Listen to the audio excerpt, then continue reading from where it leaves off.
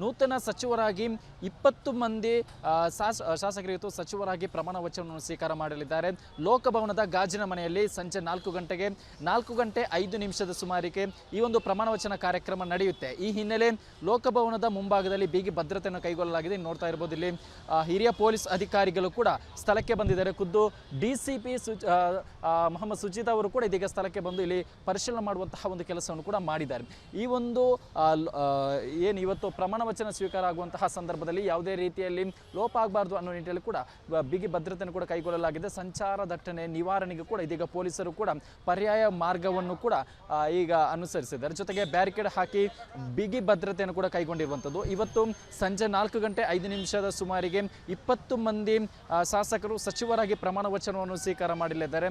ಈ ಹಿನ್ನೆಲೆ ಅಂದರೆ ಇಷ್ಟು ದಿನ ಖಾಲಿಯಾಗಿದ್ದಂತಹ 20 ಸಚಿವ ಸ್ಥಾನಕ್ಕೆ ಇವತ್ತು ಅಂತಿಮವಾಗಿ 20 ಮಂದಿ ಸಚಿವರ ಹೆಸರುಗಳನ್ನು ಕೂಡ ಈಗಾಗಲೇ AICC ಕೂಡ ಪ್ರಕಟ ಮಾಡಿದ್ದು ಇವತ್ತು ಸಂಜೆ 4 ಗಂಟೆ 5 ನಿಮಿಷದ ಸುಮಾರಿಗೆ ಇಲ್ಲಿ ಪ್ರಮಾಣ ವಚನವನ್ನು ಸ್ವೀಕಾರ ಮಾಡಲಿದ್ದಾರೆ. ಈ ಹಿನ್ನೆಲೆ ಲೋಕಭವನದ ಮುಂಭಾಗದಲ್ಲಿ ಇದೀಗ ಹಿರಿಯ ಅಧಿಕಾರಿಗಳು ಕೂಡ ಇಲ್ಲಿ ಸ್ಥಳದಲ್ಲೇ ಬೀಡು ಬಿಟ್ಟು ಸ್ಥಳ ಪರಿಶೀಲನೆ ಕೂಡ ಮಾಡುವಂತಹ ಕೆಲಸವನ್ನು ಮಾಡ್ತಾ ಇದ್ದಾರೆ. ಜೊತೆಗೆ ಬಿಗಿ ಭದ್ರತೆಯನ್ನು ಕೂಡ ಕೈಗೊಂಡಿರುವಂಥದ್ದು. ಯಾರು ಕೂಡ ಎಂಟ್ರಿ ಆಗದಂತೆ ಇದೀಗ ಬ್ಯಾರಿಕೇಡನ್ನು ಕೂಡ ಅಳವಡಿಕೆ ಮಾಡಿ ಬಿಗಿ ಭದ್ರತೆಯನ್ನು ಕೈಗೊಳ್ಳಲು ಕೂಡ ಇದೀಗ ಹಿರಿಯ ಅಧಿಕಾರಿಗಳು ಖುದ್ದು ಸ್ಥಳದಲ್ಲೇ ನಿಂತು ಈಗ ಸದ್ಯಕ್ಕೆ ಬಿಗಿ ಭದ್ರತೆಯನ್ನು ಕೈಗೊಳ್ಳಲಾಗಿದೆ. ಸಂಜೆ ಅಷ್ಟರಲ್ಲಿ ಏನಾದರೂ ಸಂಚಾರವನ್ನು ಪರ್ಯಾಯ ಅಂದರೆ ಸಂಚಾರವಾಗಿ ತಾತ್ಕಾಲಿಕ ನಿಷೇಧ ಇರಬೇಕು ಅಥವಾ ಪರ್ಯಾಯವಾಗಿ ಬೇರೆ ಏನಾದರೂ ಮಾಡಬೇಕನ್ನೋ ನಿಟ್ಟಿನಲ್ಲಿ ಕೂಡ ಇದೀಗ ಹಿರಿಯ ಅಧಿಕಾರಿಗಳು ಚರ್ಚೆಯನ್ನು ಕೂಡ ಮಾಡ್ತಾ ಇದ್ದಾರೆ. ಕ್ಯಾಮರಾ ಪರ್ಸನ್ ಮಂಜುನಾಥ್ ದೇವರಹಳ್ಳಿ ಜೊತೆ ಸತ್ತ ರಿಪಬ್ಲಿಕ್ ಕನ್ನಡ, ಬೆಂಗಳೂರು. ನೂತನ ಸಚಿವರಾಗಿ 20 ಮಂದಿ ಶಾಸಕರು ಇವತ್ತು ಸಚಿವರಾಗಿ ಪ್ರಮಾಣ ವಚನವನ್ನು ಸ್ವೀಕಾರ ಮಾಡಲಿದ್ದಾರೆ.